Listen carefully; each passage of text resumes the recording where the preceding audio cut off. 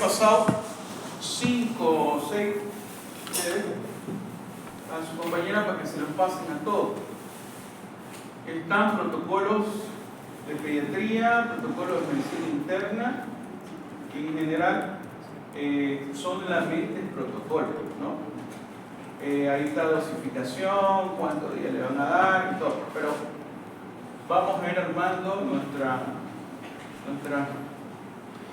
flash con estos detalles que hay que hacer. ¿Listo?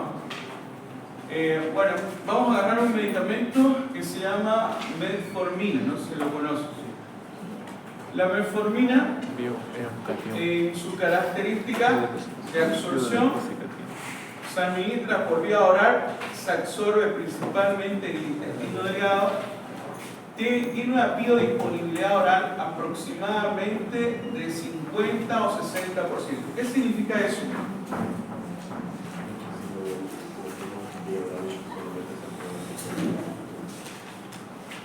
¿Qué es biodisponibilidad? Muy bien.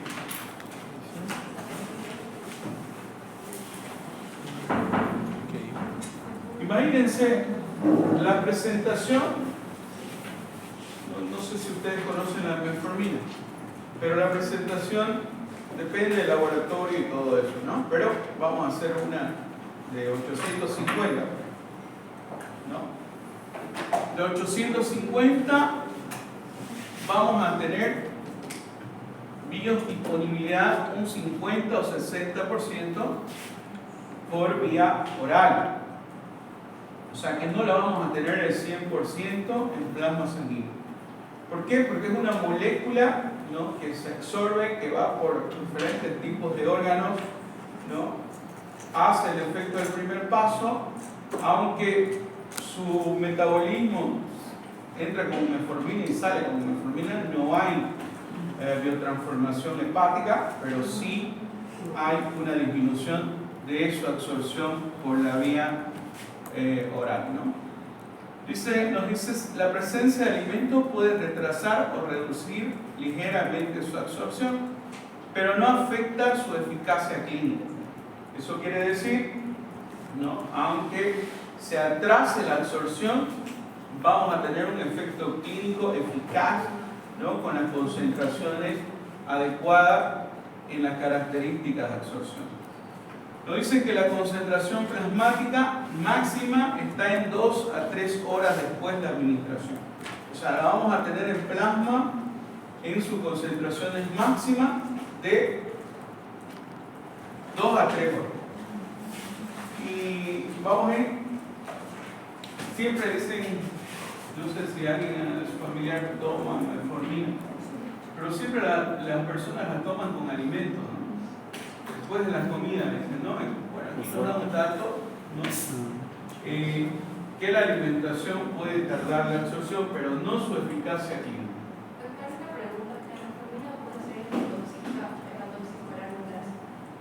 ¿Hepatotóxica? Sí. Bueno, esperen un poco, ahorita.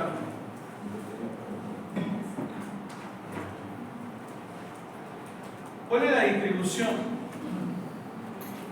La distribución está relacionada, tiene amplia distribución, pero no se une a las proteínas.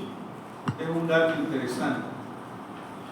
Su volumen de distribución es alto, lo que indica que su distribución es por todos los tejidos.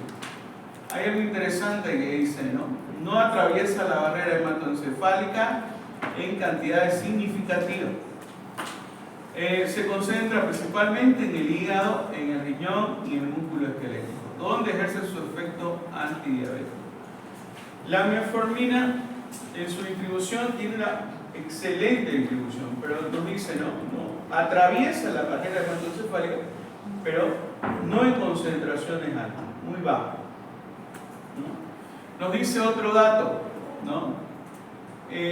No se une a las proteínas plasmáticas. Este es un dato para las personas que tienen problemas de desnutrición, por ejemplo, ¿no?, donde las proteínas no son suficientes, ¿no? Entonces es un medicamento bien tolerado para los pacientes con desnutrición, porque las proteínas están mal. Metabolismo. Ahí. Metabolismo. La metformina no se metaboliza en el hígado, ni por el sistema citocromo P450. Esto es una ventaja, ya que reduce los riesgos de interacción farmacológicamente hablando, con metabolismo hepático. Se excreta en forma inalterada, sin cambios químicos en orina. La pregunta es, si no tiene metabolismo a nivel hepático, ¿no? Doctor, ¿la metformina puede producir hepatotoxicidad a largo plazo? Porque no se toma una semana, por supuesto. La respuesta es no. No tiene actividad a nivel hepática. No tiene. Ella pasa por ahí, por la circulación enterohepática solamente. No se transforma metabólicamente. ¿Y tiene interacción farmacológica? Tampoco. ¿Por qué? Porque no hay igual uso del citocromo P450. O sea, las interacciones pueden ser o inductores o inhibidores. Como vimos la clase de, cabalmente de esta clase de farmacocinética, ¿no? Es una buena pregunta. En pacientes con hepatotoxicidad, hepatitis o un problema hepático, insuficiencia hepática crónica, ¿se le debe descontinuar la metformina o no? No. ¿Y para qué? Ahora, si hay una lesión, ya vamos a ver esto, la eliminación. Vamos a otra cosa.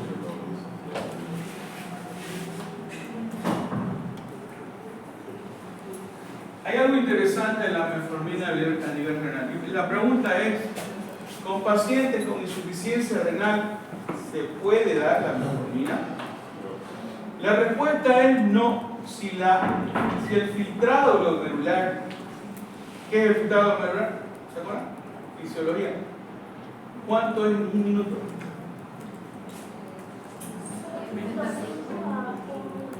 ¿Cuánto? 0.5 por kilogramo, ¿o qué me está hablando? ¿Cuánto es el filtrado glomerular en un minuto? La anterior clase hablamos sobre eso. ¿Se acuerdan? 120 ml en minuto. ¿Lo ven? Imagínense, a ver, nos dice, la metformina se elimina principalmente por vía renal a través de filtración glomerular y secreción. Es 125. 125, muy bien. En pacientes con insuficiencia renal, la eliminación de la metformina se ve comprometida, lo que puede llevar a una acumulación y alto riesgo de efectos adversos de acidosis láctica. Todavía no hemos visto efectos adversos, por eso no aumento todavía. Pero uno de los efectos secundarios de la metformina no es la hipoglicemia. ¿Por qué? Porque no es un medicamento hipoglucemiante, es un medicamento normoglucemiante. Entonces, su efecto secundario, algunos piensan, doctor, pero le damos a metformina, algunos, ¿no? Y nos dicen, no, va a producir hipoglicemia. No, no produce hipoglicemia. Es un normoglicemiante. Su efecto secundario, el que más se habla, es de la acidosis láctica.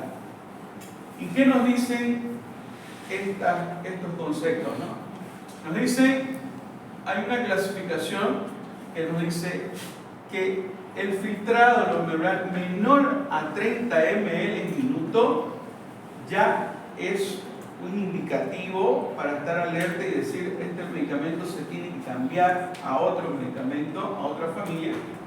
¿Por qué? Porque puede producir esta reacción. ¿Por qué puede producir esta reacción o efecto secundario? Porque vamos a llegar a la línea concentración máxima que puede producir toxicidad al aumentar el plasma esta molécula farmacológica. ¿Okay? Entonces, hay unas consideraciones clínicas que podemos ver acá.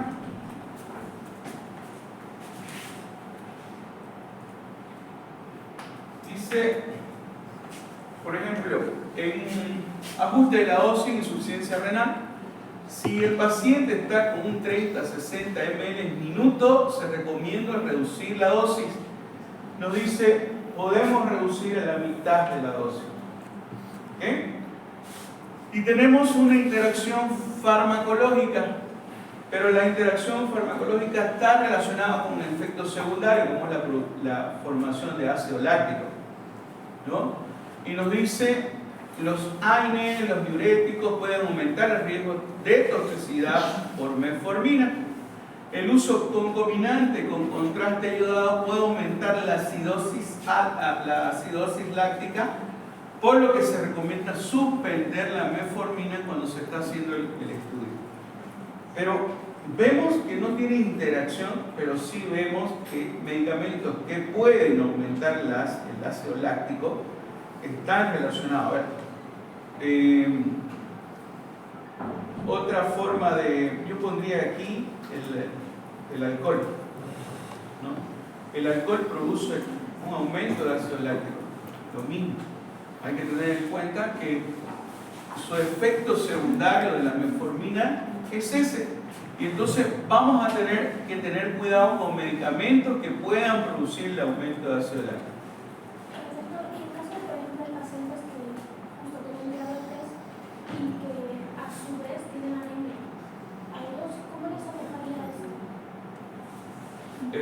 Nada. No tiene nada, ¿por qué? Porque no tiene ninguna interacción en la parte de los eritrocitos, glóbulos rojos.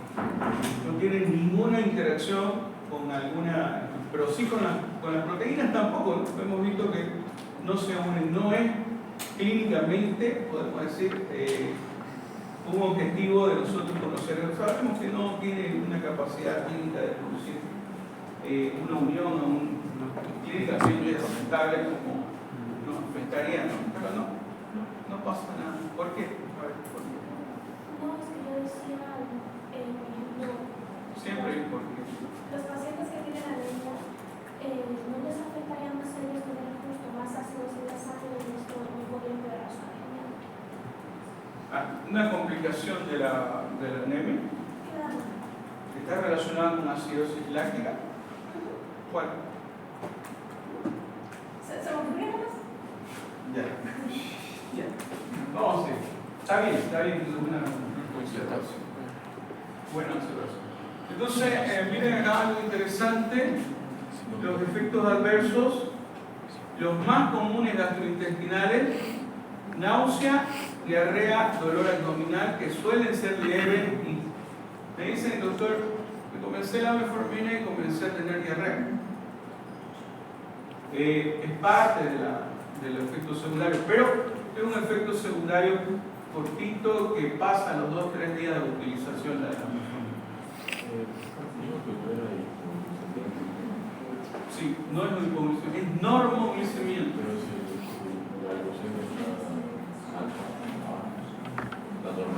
La normalización.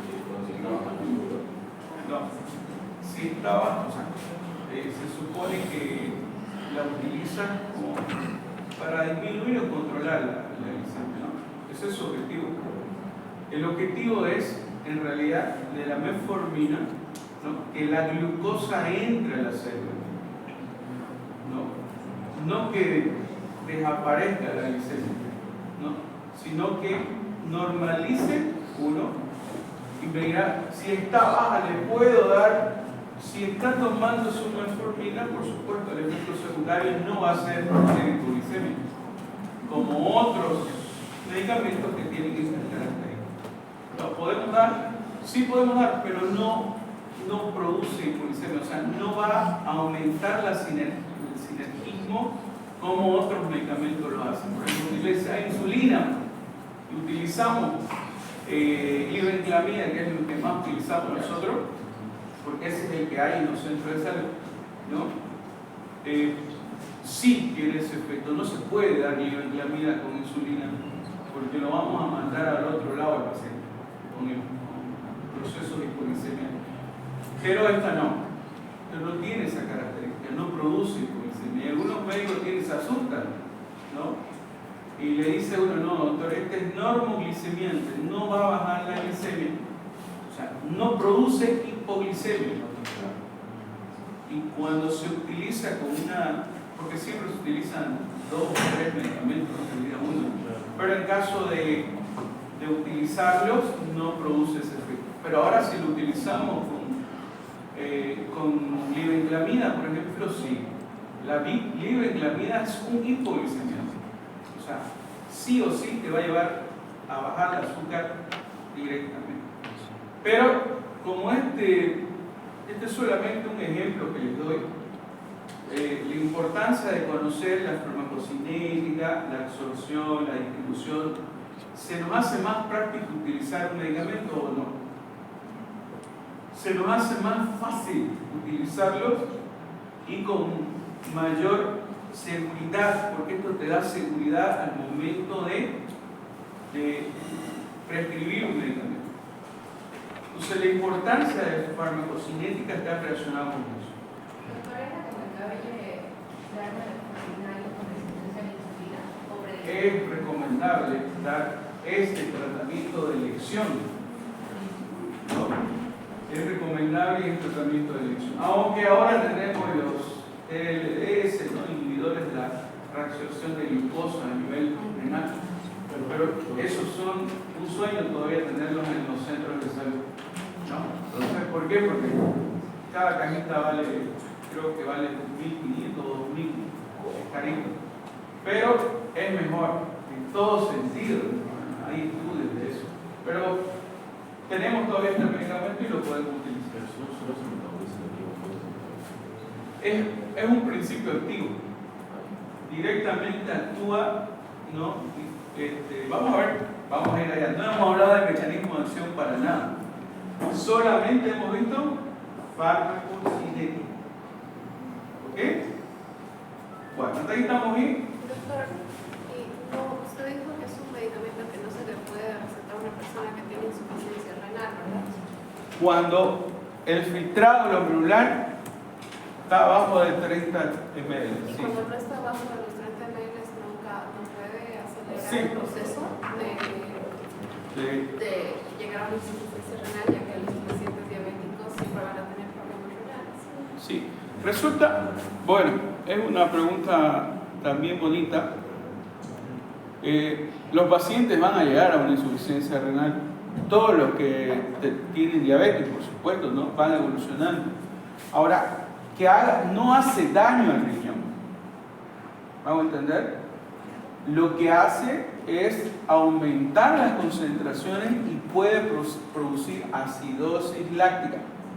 O sea, no estamos hablando de una aceleración de la insuficiencia renal si la tomamos, ¿no? Sino estamos hablando de un efecto secundario que nos puede producir por esa falla en la eliminación de esa molécula, que es muy diferente. Esa es una buena pregunta porque hasta nosotros los médicos, nosotros cuando estamos trabajando y decimos, doctor, este medicamento puede hacer, si yo tengo una insuficiencia renal ya comenzando, ¿este medicamento puede ser nefrotóxico? Es la pregunta. Sí. A eso va, ¿no? No, la metformina no produce eso. No produce ni aceleración de la lesión renal, sino a concentraciones altas, él va a producir acidosis láctica.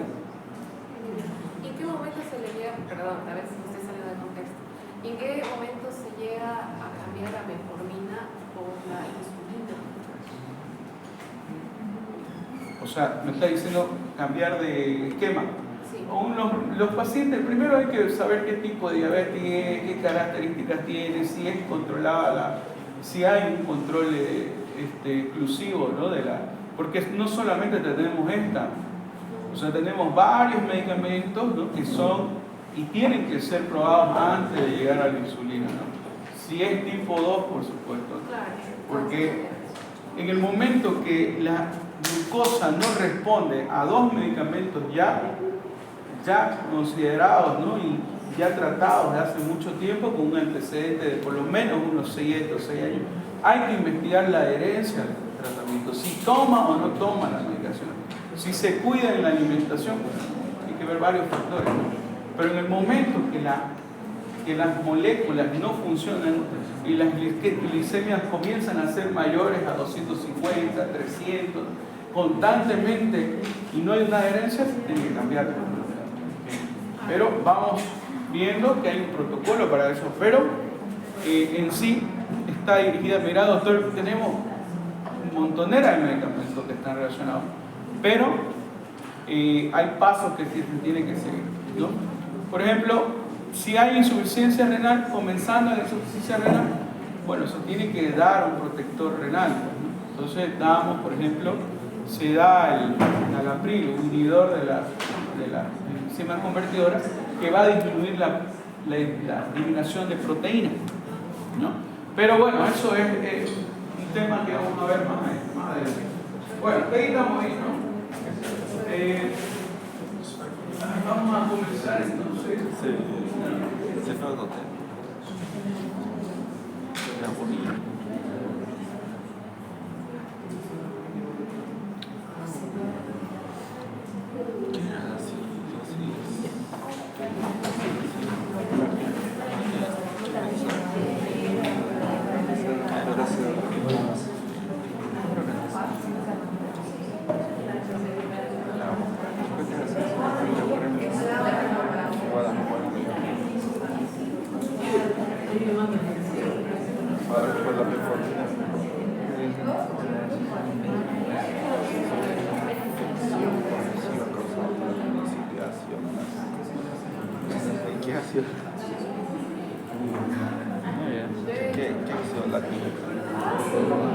Bueno, vamos a comenzar farmacodinamia.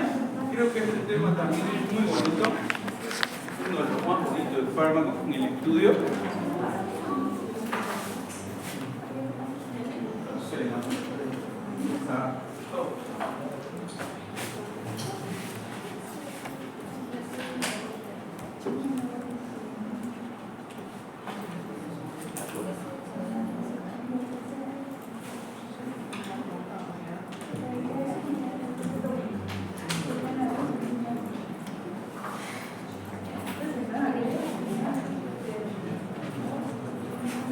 Bueno,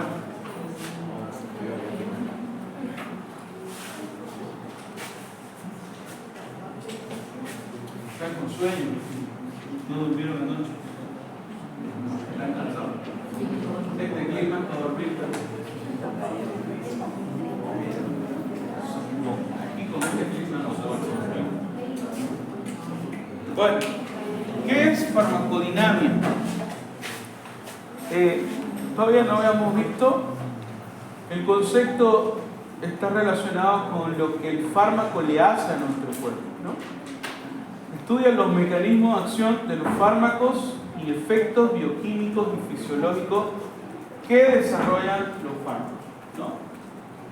Hay otros conceptos, por ejemplo, el mecanismo de acción de los fármacos se analiza de forma vía molecular y estudia la interacción del fármaco con la molécula específica, ¿no?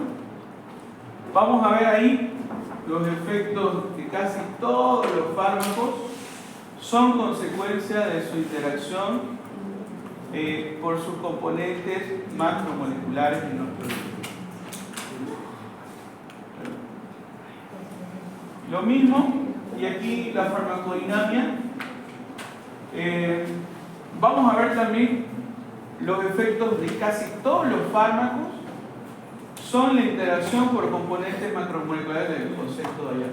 Ahora, algo de farmacodinamia está relacionado con sus efectos primarios, placebos, indeseados, colaterales, secundarios, tóxicos y efectos letales. ¿Por qué? Hay un principio que nos dice, ¿no? Todos los fármacos tienen su efecto secundario. Si no lo tienen, hay que sospechar que ese medicamento no sirve, ¿no? Entonces, los efectos indeseados están relacionados igual por su mecanismo de acción y que algunas veces nos pueden servir para terapéutica de otro tipo de patología, no la primaria o la secundaria, su efecto en sí, ¿no? ¿Cuál es la característica, no? Fármaco, luego la absorción, distribución, todo lo que es la farmacocinética, la afinidad de la molécula por receptor y bueno, el complejo fármaco-receptor, ¿no? Aquí estamos relacionando ya la unión de su respectivo receptor al fármaco correspondiente. Normalmente los tipos de uniones a estos niveles se llaman, principalmente son iónicas, ¿no? Ion positivo con negativo, y están relacionados también con uniones covalentes, aunque no todos tienen esta unión. ¿Por qué? Todos tienen una unión débil, ¿no? La mayoría de los fármacos, ¿no? Las uniones covalentes son fuertes, son uniones que prácticamente no salen de esa molécula hasta que hay un reemplazo de la nueva molécula, ¿no? ¿Se acuerdan de la ley de fuerzas de Van der Waals? Bioquímica. ¿Se acuerdan o no? Están relacionados con los iones, ¿no? La atracción de los iones de diferentes cargas, ¿no? Se unen y cargas iguales se repelen. Aquí tenemos a la molécula. Esta es la molécula del fármaco uniéndose a su receptor y teniendo un efecto o una transducción de la señal que van a producir el efecto correspondiente. Pueden tener varias vías como está acá, ¿no? Un efecto primario, un efecto secundario, pero está relacionado con una actividad intrínseca del cerebro. ¿Qué significa esto? Función celular. Lo que hace el fármaco es activar o inhibir estas funciones en el aspecto de su mecanismo de acción. Fármacos que activan ese efecto se llaman agonistas y fármacos que inactivan se llaman antagonistas, ¿no? ¿Se acuerdan de lo que me estaban presentando? ¿Cuáles son? La naturaleza de los receptores pueden ser membranosos, citoplasmáticos, nucleares. Las proteínas celulares se comportan como receptores y tenemos 4 grupos, ¿no? Enzimas, canales iónicos, transportadores y receptores fisiológicos. Vamos a ir hablando de cada uno de ellos y qué fármacos representan cada uno de ellos. Aquí vamos a comenzar con las enzimas. ¿Qué son las enzimas? Biocatalizadores. Fármacos que van a tener características de inhibición enzimática o estimulación enzimática, ¿no? Por ejemplo, vamos a tener un inhibidor, un fármaco que se llama neostigmina, que va a producir el bloqueo de la acetilcolinesterasa. Pero yo les pregunto, seguramente que me responderán, ¿no? Vamos a ver por qué. ¿Qué función tiene la acetilcolinesterasa? Si esta molécula degrada la acetilcolina, en 2 moléculas, ¿no? Acetato y colina, que vuelven al receptor presináptico. Si yo bloqueo esto, ¿cómo va a estar la acetilcolina? ¿Disminuida o aumentada? Aumentada. El efecto farmacológico se relaciona con un efecto agonista parasimpático mimético, o sea, va a provocar en la estimulación de los receptores principalmente mucarínicos y en realidad esos receptores están relacionados con el parasimpático, ¿no? ¿Y cuáles son sus receptores parasimpáticos? ¿Se acuerdan? Hay preganglionares y postganglionares. Los preganglionares, todos, simpático y parasimpático, es acetilcolina. Postganglionares, en el parasimpático, receptores parasimpáticos. Los preganglionares son nicotínicos, los postganglionares mucarínicos, ¿no? Entonces, era una pregunta que se olvida, no estaba ahí, pero bueno.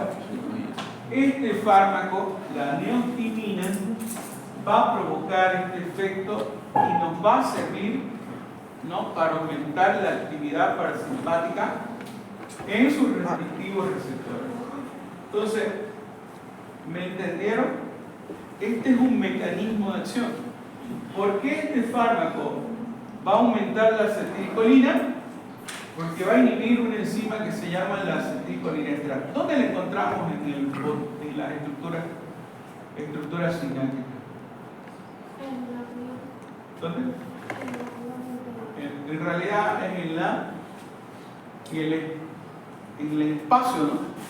Entre la membrana presináptica y postsináptica hay una que se llama hendidura sináptica.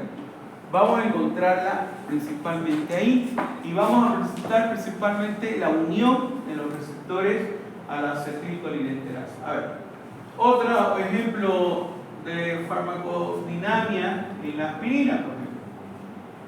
En la aspirina se dice que inhibe la ciclooxigenasa. La pregunta es, ¿qué es la ciclooxigenasa? ¿Es un eucosanoide o no?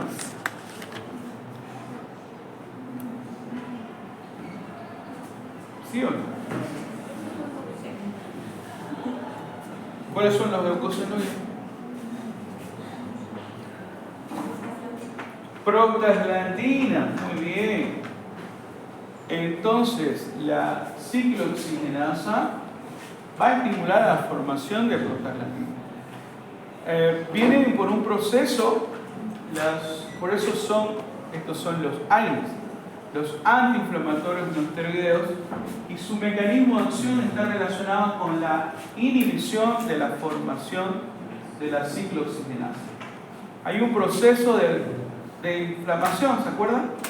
Cuando hay agresión del epitelio, existe una formación química derivada de los fosfolípidos, el ácido araquidónico. Todavía no están llevando eso, ¿no? Es un proceso, ¿no?, de inflamación que nos va a producir la formación de la ciclooxigenasa. Entonces, el mecanismo de acción de la aspirina está relacionado con esa función de inhibidora. Los fármacos no producen funciones nuevas celulares, o sea, no producen que una célula muscular cambie a ser una célula de otro lado, del sistema nervioso, ¿no? Entonces, está relacionado con solamente la función celular. O la inhibe o la estimula como función. El captopril es otro medicamento, un medicamento nuevo, activo de los inhibidores de la enzima convertidora. ¿Para qué se utiliza? Para disminuir la presión arterial, ¿no? De esta familia están los priles, no sé si lo conocen, enalapril, captopril, lisinopril, de los que tenemos, ¿no? Los priles, su mecanismo de acción es inhibir una enzima que se llama enzima convertidora de angiotensina. Otra vez, fisiología. ¿Quiénes regulan la presión arterial a corto y a largo plazo? A corto plazo el sistema nervioso, ¿no? Y a largo plazo el sistema renina-angiotensina-aldosterona, ¿no? ¿Por qué? ¿Qué hace el sistema renina-angiotensina-aldosterona?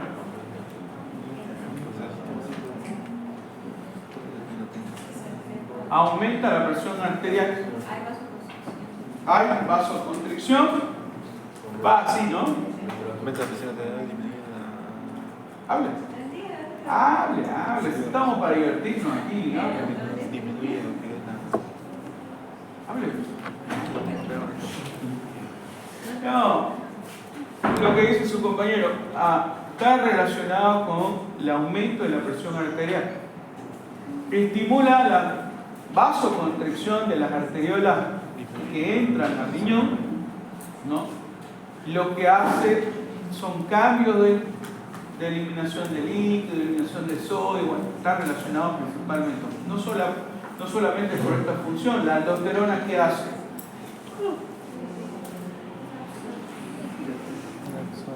a nivel renal, ¿qué hace la aldosterona? Fisiología.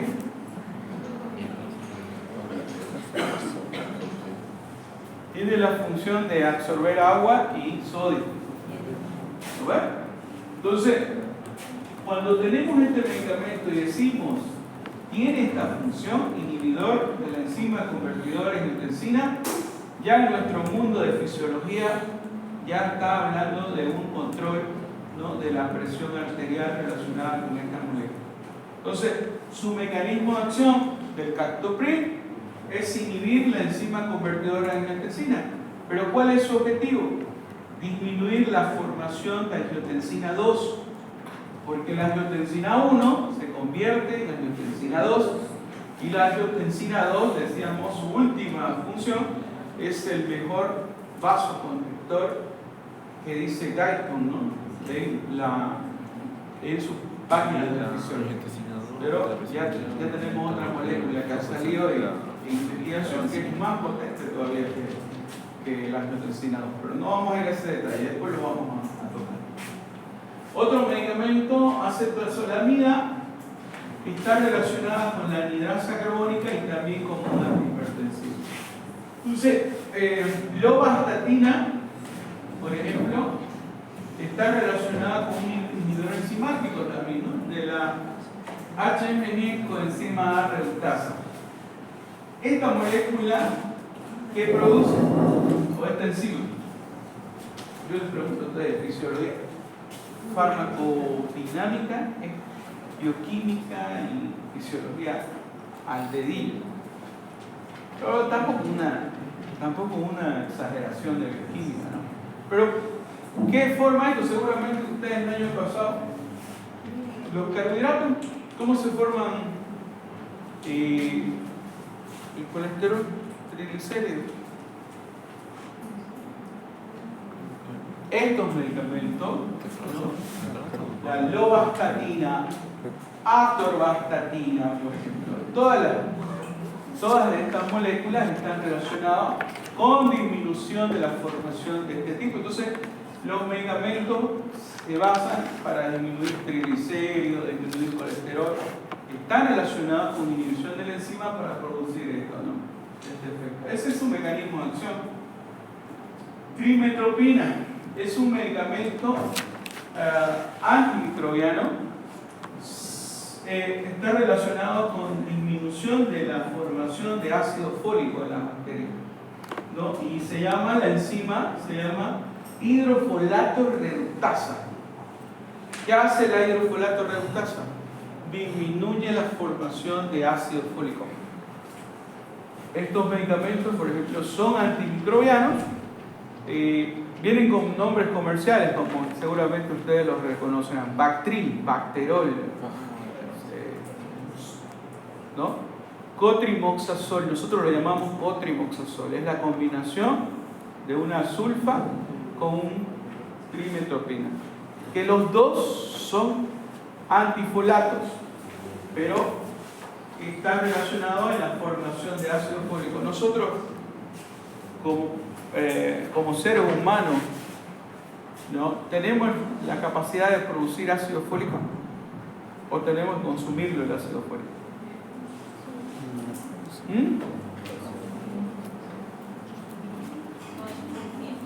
¿Qué dice?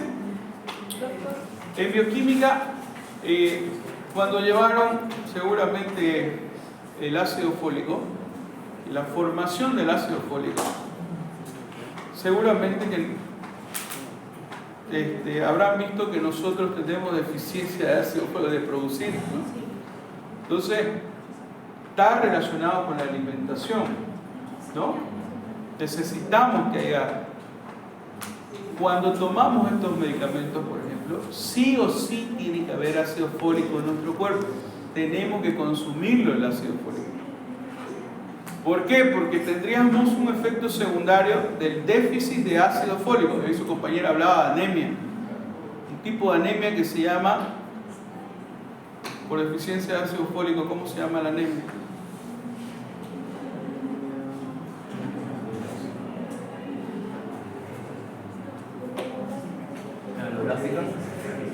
¿La alogástica? ¿Sí? A ver,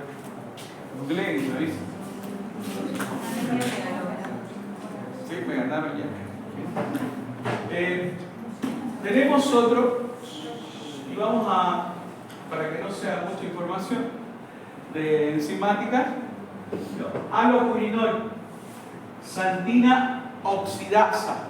¿Qué forma? ¿Quién forma la santina oxidasa? Bioquímica. El ácido úrico. La formación de ácido úrico está relacionada con esta enzima. Entonces, este medicamento, el alopurinol, va a inhibir a esta enzima para disminuir las concentraciones de ácido úrico en nuestro cuerpo. Por si acaso, este medicamento no se utiliza en crisis. No cuando hay... ¿Qué enfermedad produce el ácido úrico? La gota.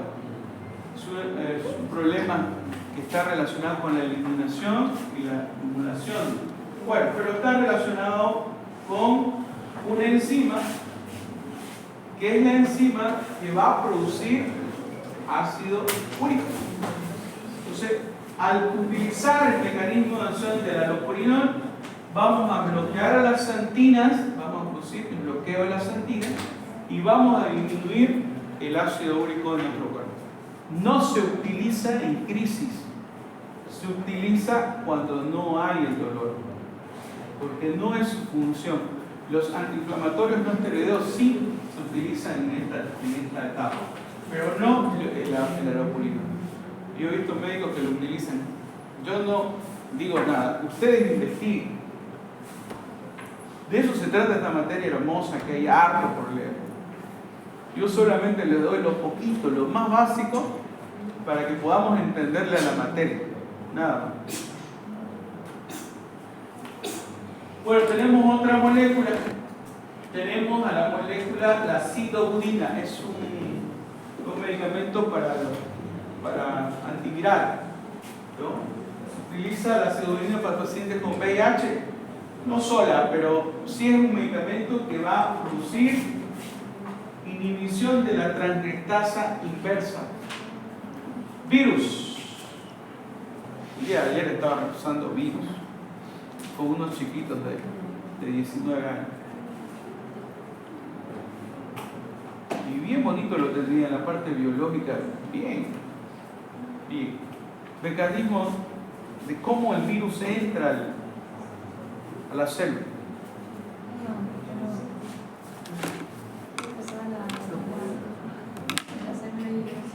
Muy bien, tiene una idea. ¿Verdad? Sí, bien. El virus, primero, ¿qué es? Es un componente genético.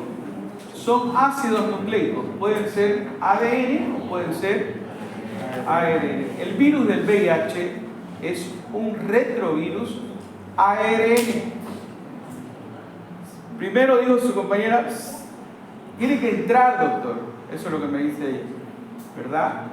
El mecanismo es que el virus se fije a la membrana primero, se introduzca a la célula hospedadora, por supuesto, y en el virus del VIH hay una enzima que se llama transcriptasa inversa.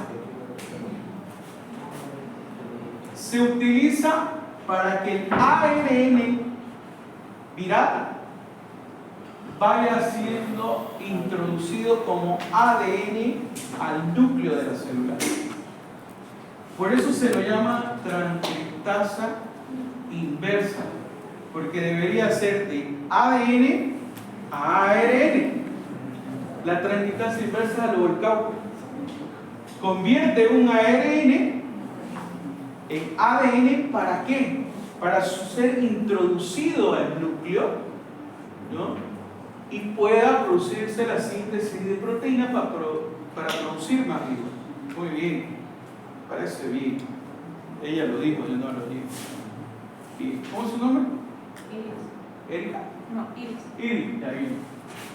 Entonces, la acidobudina tiene esta característica. La celegirina, otro medicamento de nombre raro, inhibe la monoaminoxidasa tipo B. Ahora yo les pregunto, ¿dónde encontramos y qué hace esa enzima que se llama monoaminoxidasa? Tiene que ver con los aminoácidos, su compañero. ¿Qué? ¿Qué dice? Catalizan los humanos. Hable. Está relacionado con las catecolaminas. Va a degradar a las catecolaminas. Por ahí va la respuesta del compañero. Muy bien. Disminuye las concentraciones de, en otras palabras, ¿no? Está relacionada con degradar a las catecolaminas. ¿Cuáles son las catecolaminas que tenemos? Unas exógenas y otras endógenas. Noradrenalina, adrenalina, serotonina, dopamina, norepinefrina, isoprosterona. Ya vamos a ver. Tenemos varias, pero esta seleginina lo que hace es inhibir la monoaminoxidasa y va a aumentar las catecolaminas en el espacio sináptico y por lo tanto en sus receptores.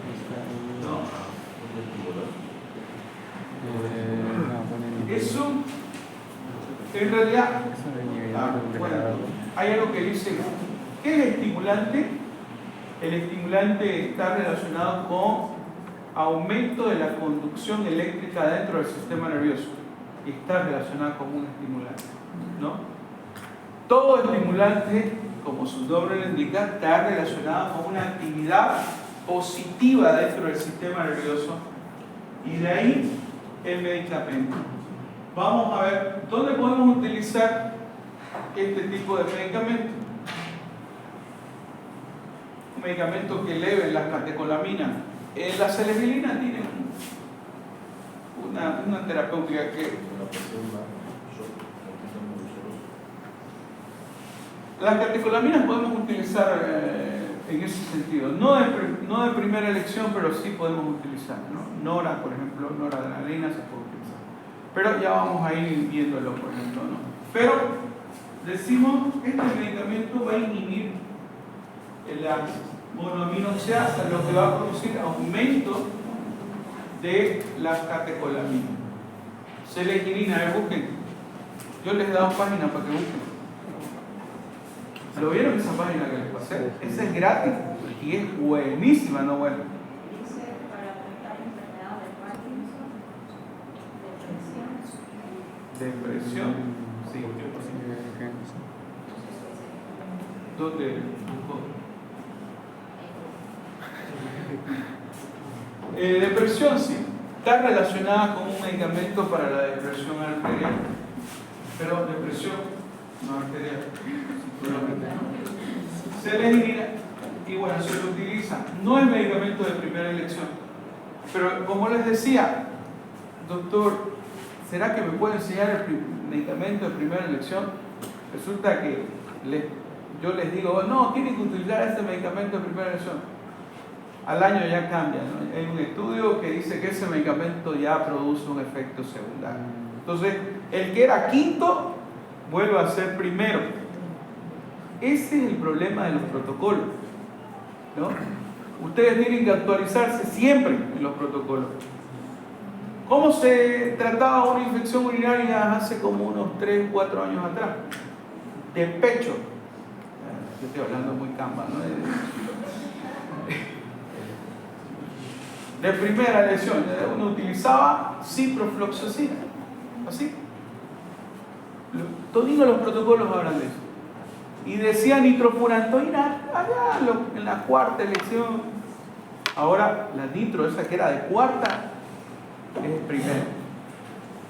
Entonces eso puede cambiar, eso de acuerdo a sus profesores, de dónde vienen sus escuelas. De repente, a mí me encanta leer libros. Me decía el año pasado, doctor, usted los libros americanos y los libros europeos, nada, igual los leo, pero no, o sea, estamos más acostumbrados a ese sistema, ¿no? de lectura.